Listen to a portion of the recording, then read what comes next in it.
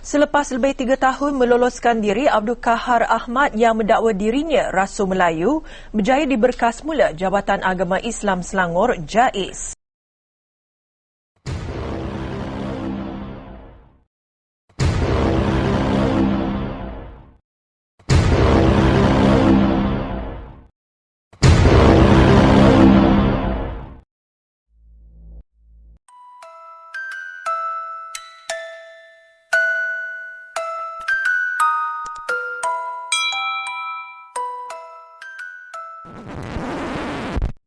Hi, it's Khairil. Welcome back to my channel. So, harap semua sihat. Kes pun dah naik. So, stay safe, stay at home. Kepada siapa yang dah subscribe, thank you. Kepada siapa yang belum, boleh subscribe.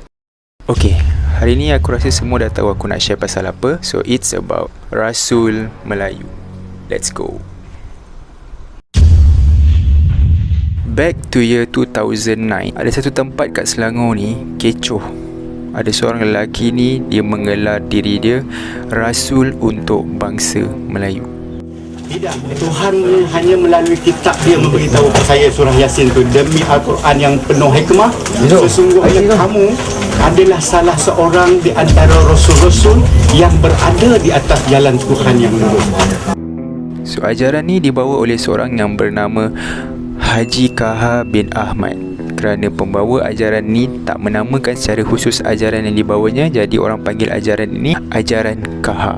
So, dia belajar sampai darjah 5 sekolah Melayu dan belajar agama dari arwah bapanya, seorang imam di Masjid Hulu Kelang. Dia juga bekerja sendiri dan katanya pernah membawa beberapa jemaah haji ke Mekah. Dia didapati mengkaji isi kandungan Al-Quran dan hadis secara bersendirian. Dan dia dah terbitkan 2 buah buku yang bertajuk Al-Furqan dan Tabut. Haji, Rasul mewakili Indonesia sajalah. Bagi kaum saya, kaum Melayu. Kaum Melayu di Indonesia. Oh, Melayu je. Indonesia. Termasuk Indonesia, dia orang faham bahasa saya. Antara poin yang penting dalam buku dia, dia mengaku dirinya sebagai Rasul atau utusan Allah. Dia mendakwa Rasul sentiasa ada di bumi untuk menyampaikan ilmu Allah.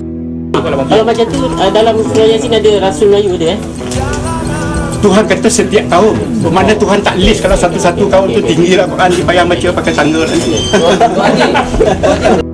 Dia juga mengaku menerima wahyu dari Allah yang diturunkan di Bukit Kemensah dan diturunkan dalam keadaan yang sama seperti mana yang Rasulullah alami.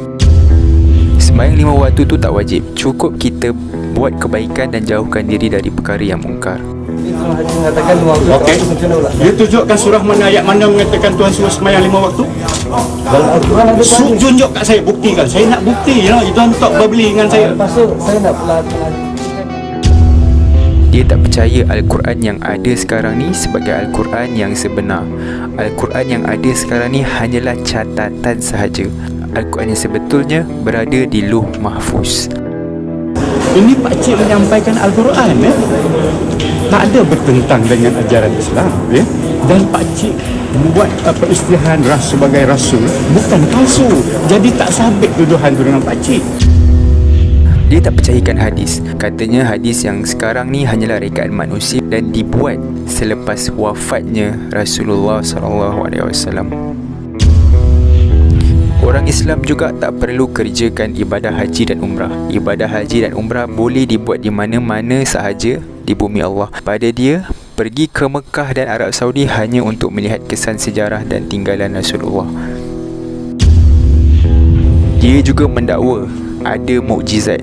Mukjizat ini berlaku semasa beliau berada di Bukit Kemensah. Sebagai contoh, dia bagi tahu pengikut dia, hujan mula turun pada ketika itu, tetapi setitik air hujan pun tak kena kat badan dia. Pada hari panas pula, sikit pun dia tak merasa panas.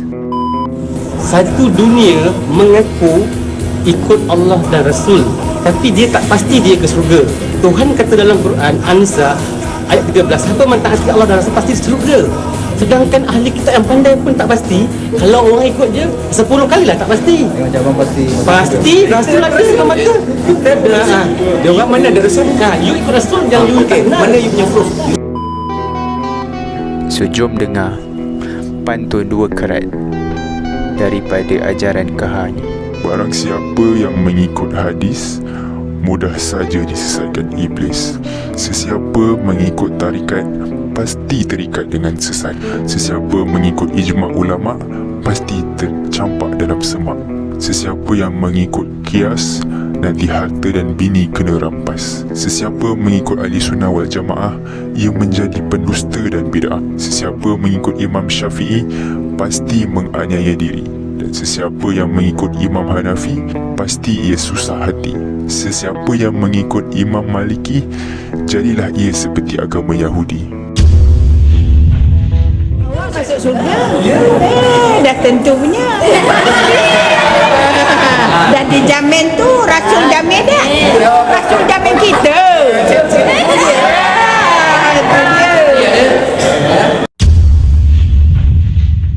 Saya dah diutus Tuhan jadi Rasul bagi orang Melayu ni dah 20 tahun. Jadi dah sempurna kitab Tuhan tu, kitab Al-Quran tu saya jelas sampaikan. Jadi saya terpaksalah letak jawatan. Sebab tak ada apa lagi yang nak saya sampai, dah sempurna dah. So selepas ditangkap oleh Jabatan Agama Islam Negeri, Abdul Qahar dijatuhi hukuman penjara selama 10 tahun dan denda sebanyak RM16,500 dan 6 sebatan. Kemudian dia dibebaskan selepas mengisytiharkan dirinya bertaubat kerana menyebarkan ajaran sesat. Sesungguhnya saya bersaksi bahawa tiada Tuhan yang disembah melainkan Allah, dan saya bersaksi bahawa Nabi Muhammad itu utusan Allah. Saya Abdul Ahmad mentahirkan penyesalan yang amat mendalam dan bertaubat dengan penuh ikhlas.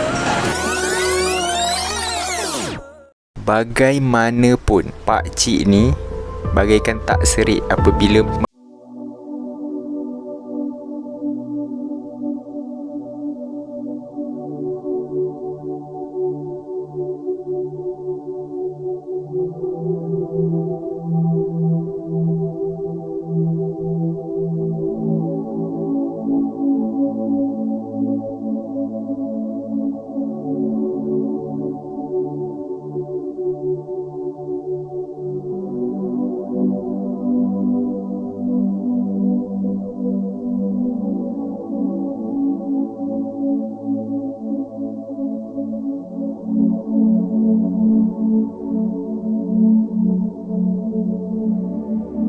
betul?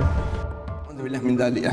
Sebab tu kita dalam banyak-banyak doa, kita kena baca doa, ya muqallibal qulub, tsabbit qalbi ala dinika wa ala ta'atika, subhanaka inni kuntu minaz zalimin. Baca doa ni. Wahai Tuhan yang membolak-balikkan hati manusia. Wahai Tuhan yang membolak-balik hati manusia. Tsabbit qalbi, tolong tetap hati saya ni ya Allah. Ala dinika, dalam saya mentaati perintah kamu. Wa ala ta'atika, dalam saya mentaati perintah kamu ni, di atas agama kamu pun saya minta tetap. Macam kita ni kan, minta sangat, ya Allah janganlah kamu bolak-balik hati ya Allah. Aku share cerita ni cuma nak create awareness, peringatan kepada diri aku dan semua supaya tak terjerumus ke dalam mana-mana ajaran sesat. So okay guys, see you in the next video. Jangan lupa like, share, comment and subscribe. So jumpa lagi. Ciao.